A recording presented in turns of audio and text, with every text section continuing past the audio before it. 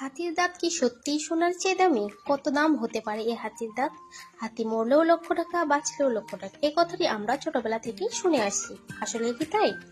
হ্যাঁ বন্ধুরা, প্রাচীন ভারতের শিল্প সামগ্রী একটু ঘাটলেই বোঝা যাবে হাতির দাঁত থেকে একসময় কত সূক্ষ্ম শিল্প সামগ্রী তৈরি করা হতো। শুধু ভারতেই নয়, বিশ্ব জুড়েই সমৃদ্ধির অন্যতম নিদর্শন ছিল আইভরি। এক সময় হাতির দাঁতের জিনিস ঘরে থাকা সমৃদ্ধির অন্যতম লক্ষণ ছিল।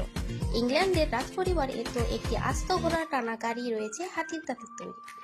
লক্ষ লক্ষ টাকা দিয়ে হলেও হাতির দাঁতের জিনিস কেনা গুড ইনভেস্টমেন্ট বলে মনে করে অনেকেই, কারণ এটি বিরল এবং দীর্ঘদিন টিকে। তাই আইভরিতে তৈরি জিনিসের শিল্পজাত ঐতিহাসিক মূল্য অস্বীকার করার জো নেই। শুধু তাই নয়, চীনের হাতির দাঁতের তৈরি জিনিস ঘরে রাখার শুভ বলে মনে করা হয়। তার উপরে চীনের সংস্কৃতিতে তো হাতির দাঁতের জিনিস সমৃদ্ধির লক্ষণ বলে মনে